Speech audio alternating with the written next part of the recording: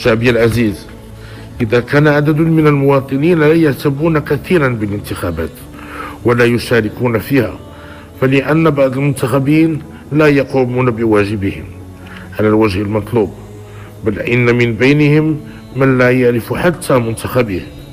وهنا يجب التشديد على أن المنتخب كالطبيب والمحامي والمعلم والموظف وغيرهم يجب أن يشتغل كل يوم، بل عليه أن يعمل أكثر منهم، لأنه مسؤول عن مصالح الناس ولا يعمل لحسابه الخاص.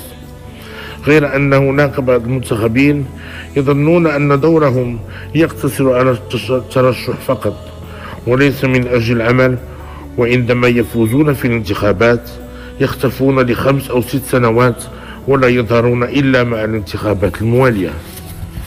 لذا فإن التصويت لا ينبغي أن يكون لفائدة المرشح الذي يكثر من الكلام ويرفع صوته أكثر من الآخرين بشعارات فارغة، أو لمن يقدم بعض الدراهم خلال الفترات الانتخابية ويبيع الوعود الكاذبة للمواطنين. فهذه الممارسات وغيرها ليست فقط أفعالا يعاقب عليها القانون، وإنما هي أيضا تعبير صارخ عن عدم احترام الناخبين. لذا فإن التصويت يجب أن يكون لصالح المرشح الذي تتوفر فيه شروط الكفاءة والمصداقية والحرص على خدمة الصالح العام.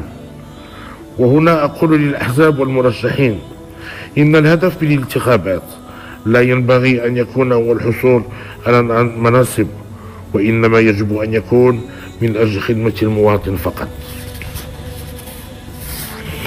وللمواطنين وجه هذا النداء: إن التصويت حق وواجب وطني وأمانة ثقيلة عليكم أداءها، ووسيلة بين أيديكم لتغيير طريقة التسيير اليومي لأموركم أو لتكريس الوضع القائم جيدا كان أو سيء.